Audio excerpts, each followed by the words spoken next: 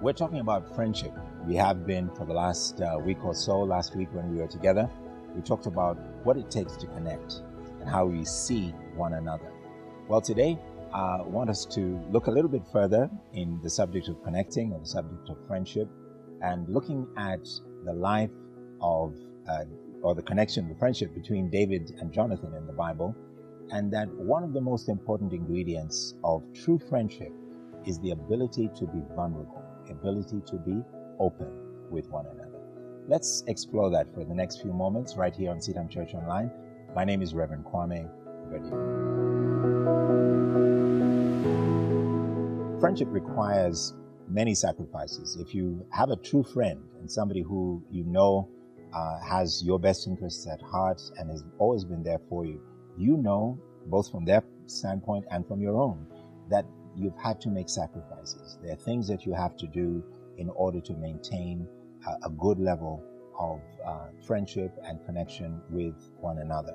Certain things that you may stop doing in order to sustain the friendship, and certain things that you may start to do because you want to strengthen the connection that has been forged through this friendship. Well, today I want us to look at the second thing that Jonathan gave to David as an expression of his commitment to the friendship that had been forged between them. In 1 Samuel chapter 18, we read the following text, and I'm reading from the New King James Version, verse 3 of chapter 18. Then Jonathan and David made a covenant. They made an agreement, promise to one another, because he loved him as his own soul. And this is mutual. Verse 4, Jonathan took off his robe, his royal robe, his princely robe that was on him, and gave it to David. Also giving him his armor, even his sword, his bow and arrow, and his belt. Now today we're just going to consider that Jonathan gave David his armor. Now, of course, armor is used in battle. It's used as protection. It's used as something to make sure that you are well prepared for any eventuality that might happen in the course of battle or war. Now, when Jonathan gave David his armor, he was basically saying to David, I trust that you are not going to attack me. I want to be as completely vulnerable with you, and I would want you to be completely vulnerable with me.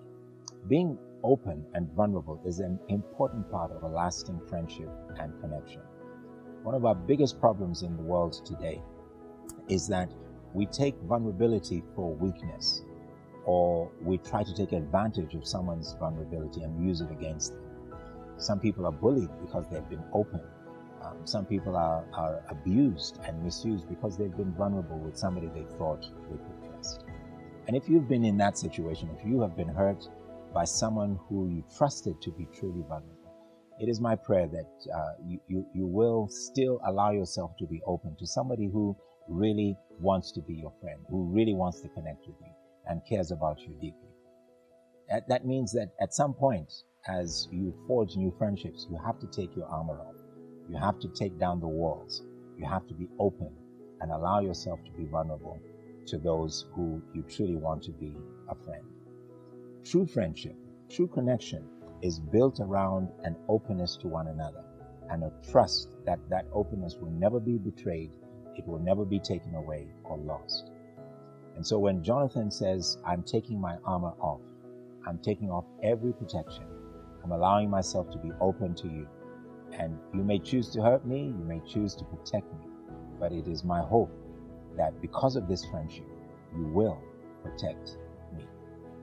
And that is one of the key foundations of lasting friendship and of the agreement, the covenant that these two men had with one another. It outlasted Jonathan.